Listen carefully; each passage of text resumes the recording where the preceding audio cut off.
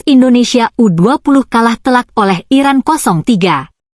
Timnas Indonesia U20 memang kalah kelas dari semua segi dari Timnas U20 Iran. Ya, kekalahan 0-3 dari Iran U20 memang menunjukkan bahwa Timnas Indonesia U20 masih tertinggal dalam banyak aspek. Dari segi teknik, taktik, fisik, hingga mental, Iran terlihat lebih unggul dan lebih siap menghadapi pertandingan ini.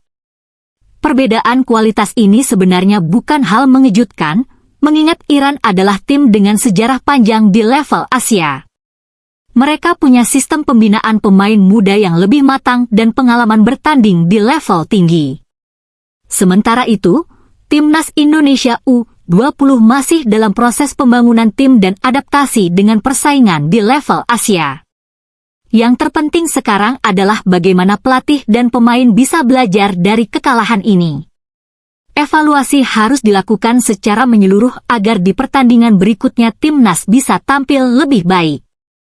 Kekalahan telak seperti ini seharusnya jadi cambuk agar tim berkembang, bukan malah kehilangan semangat.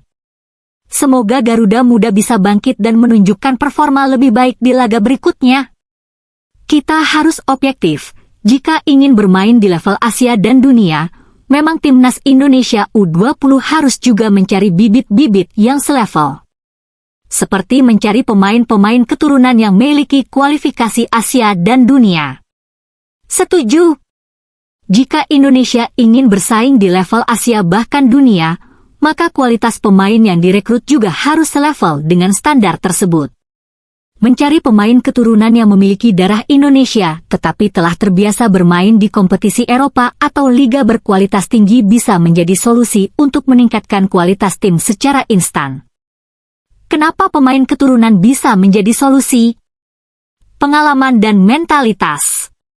Mereka sudah terbiasa bermain di liga dengan intensitas tinggi. Mentalitas bertanding mereka lebih siap menghadapi lawan-lawan kuat. Kualitas teknik dan taktik. Pemain dari Akademi Eropa biasanya memiliki fundamental teknik yang lebih baik. Mereka lebih disiplin dalam menjalankan taktik dan strategi yang diberikan pelatih. Fisik dan daya tahan. Sepak bola modern sangat menuntut kekuatan fisik dan daya tahan. Pemain keturunan yang berlatih di luar negeri umumnya lebih unggul dalam aspek ini. Namun, tentu saja kita tidak bisa hanya bergantung pada pemain keturunan. Pembinaan pemain lokal juga harus terus ditingkatkan agar dalam jangka panjang Indonesia bisa menghasilkan pemain berkualitas sendiri. Sistem scouting yang lebih baik, kompetisi usia muda yang terstruktur, serta metode latihan modern harus diterapkan secara serius. Menggabungkan pemain keturunan berkualitas dengan talenta lokal terbaik bisa menjadi strategi terbaik bagi Timnas Indonesia untuk naik kelas. Jika ingin sukses di level Asia dan dunia, kita memang harus berani mengambil langkah besar. Erick Thohir sudah paham sekali tentang bagaimana memperbaiki level Timnas Indonesia. Betul! Erick Thohir sebagai Ketua Umum PSSI memang terlihat sangat memahami bagaimana meningkatkan level Timnas Indonesia. Sejak menjabat, dia sudah mengambil berbagai langkah strategis untuk membawa sepak bola Indonesia ke level yang lebih tinggi. Beberapa gebrakan penting yang sudah dilakukan Erick Thohir. Mendatangkan pelatih berkualitas. Shin Tae-yong tetap dipercaya menangani Timnas, yang menunjukkan komitmen jangka panjang dalam membangun tim dengan standar tinggi. Naturalisasi pemain keturunan. Erick aktif mencari pemain keturunan berkualitas yang bisa langsung meningkatkan kekuatan timnas, seperti Justin Hubner, Rafael Struwijk, dan Ivar Jenner. Fokusnya bukan sekadar naturalisasi, tapi mencari pemain yang benar-benar punya kualitas level Asia dan dunia. Meningkatkan infrastruktur sepak bola. Mendorong perbaikan kompetisi usia muda agar bisa melahirkan lebih banyak pemain berbakat. Memastikan adanya standar tinggi dalam pengelolaan liga dan timnas. Meningkatkan hubungan internasional. Menjalin kerjasama dengan federasi sepak bola negara-negara maju untuk meningkatkan kualitas pemain dan kompetisi Indonesia. mengupayakan lebih banyak uji coba internasional dengan tim-tim kuat agar pemain terbiasa dengan tekanan level tinggi. Dengan pendekatan yang lebih profesional dan visi jangka panjang, Erick Thohir jelas punya rencana besar untuk membawa Indonesia bersaing di level Asia dan dunia. Sekarang, tinggal bagaimana eksekusinya berjalan dan dukungan dari semua pihak, termasuk klub dan pemerintah, agar proses ini terus berjalan dengan baik. Optimisme tetap ada. Semoga timnas Indonesia bisa terus berkembang dan tidak hanya sekadar jadi peserta di turnamen besar, tapi benar-benar bisa bersaing. Indra Safri juga perlu dikoreksi dan diperkaya lagi strategi kepelatihannya, karena selama melatih timnas, Indra Safri strateginya monoton, mudah dibaca, kurang kreatif. Setuju.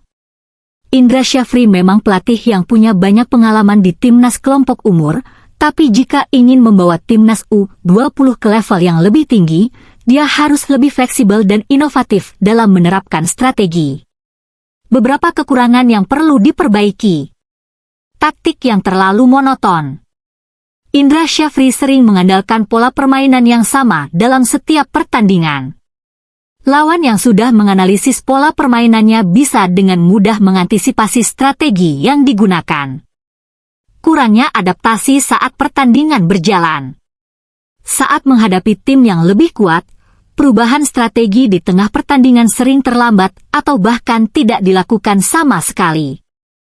Ketika tim tertinggal, seringkali terlihat kebingungan dalam mencari solusi untuk membalikkan keadaan. Minimnya variasi serangan. Timnas U20 di bawah Indra Safri sering hanya mengandalkan bola panjang atau serangan dari sisi sayap tanpa skema serangan yang jelas. Tidak ada variasi dalam membangun serangan dari lini tengah atau permainan kombinasi yang bisa mengecoh lawan. Pengelolaan pemain dan rotasi kurang maksimal. Pemain yang kurang maksimal tetap dimainkan terlalu lama, sementara ada opsi lain di bangku cadangan yang lebih segar. Tidak ada rotasi yang signifikan, sehingga lawan bisa dengan mudah membaca pola permainan timnas Indonesia. Apa yang bisa ditingkatkan? Belajar dari pelatih kelas dunia. Indra Safri bisa banyak belajar dari metode kepelatihan pelatih top Eropa atau Asia. Dia bisa mengikuti kursus kepelatihan level tinggi agar lebih kaya strategi dan memahami tren taktik modern. Lebih fleksibel dalam taktik.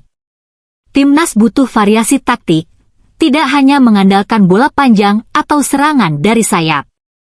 Indra harus berani bereksperimen dengan formasi dan pendekatan berbeda sesuai dengan lawan yang dihadapi. Memaksimalkan pemain keturunan dan yang bermain di luar negeri. Jangan hanya mengandalkan pemain dari kompetisi lokal.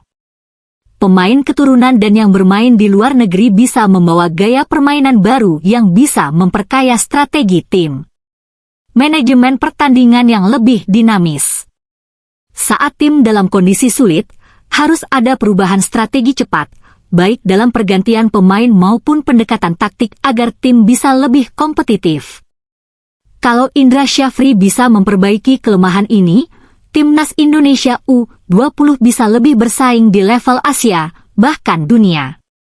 Saat ini, sepak bola sudah semakin modern dan pelatih harus selalu berkembang. Kalau tidak, ya, kita akan terus tertinggal. Terima kasih sudah nonton, update terus berita-berita terbaru dibuat Makan TV, sampai jumpa.